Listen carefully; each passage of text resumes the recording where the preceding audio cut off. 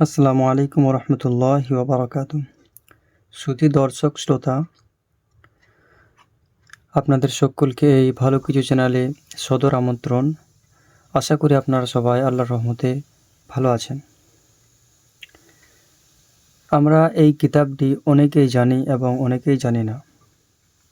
আমরা এই কিতাবটি পড়ে কোরআনে কারীম শিখেছি। তো আপনারা থাম্বনেল দেখে অবশ্যই বুঝতে পেরেছেন যে এই ভিডিওতে কি বিষয়ে আলোচনা করা হবে। এই কিতাবটির নাম নুরানি কায়দা। আমরা অনেকেই এই কিতাবটির ব্যাপারে অবগত আছি যে এই কিতাবটির নাম হলো নুরানি কায়দা। তো এই কিতাবটির নাম নুরানি কায়দা কেন রাখা হয়েছে? এই কিতাবটি শুরুতে পড়া হয়, তো সেই হিসাবে এই কিতাবটির নাম কিতাবে আউয়াল বা পেহলি কিতাব বা প্রথম বই এরকম রাখা যেতে পারত।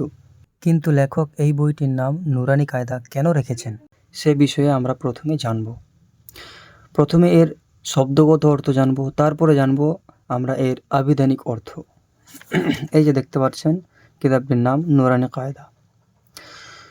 নূর অর্থাৎ আলো, নূর অর্থাৎ আলো, কায়দা অর্থাৎ নিয়ম। এটা হলো এর শব্দগত অর্থ।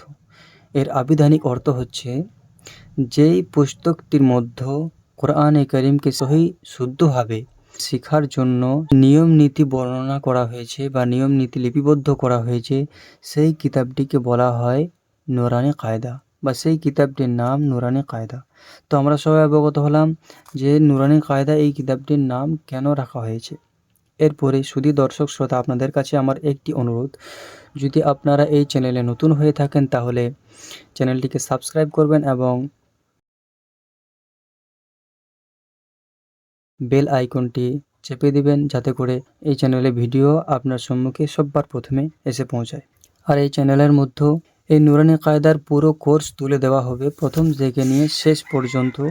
আর এমনই সহজ এবং সরলভাবে তুলে দেওয়া হবে, আপনি খুব সহজভাবে আপনি সঠিক শুদ্ধভাবে পড়তে পারবেন।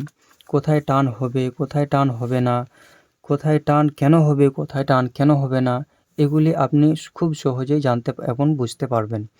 আর একটি আপনাদের কাছে রিকোয়েস্ট যে আপনারা ভিডিওটি অন্যদের কাছে শেয়ার করে দেবেন। এতে করে কি হবে, ঘরে বসেই আপনি এবং আপনারা খুব সহজে কোরআনে কারীমকে সহি শুদ্ধভাবে শিখতে পারবেন। আপনাদেরকে অসংখ্য ধন্যবাদ ভিডিওটি শেষ পর্যন্ত দেখার জন্য। দেখা হবে পরের ভিডিওতে। ততক্ষণ পর্যন্ত সুস্থ থাকেন, ভালো থাকেন, পরিবারের খেয়াল রাখেন। আসসালামু আলাইকুম রহমতুল্লাহ।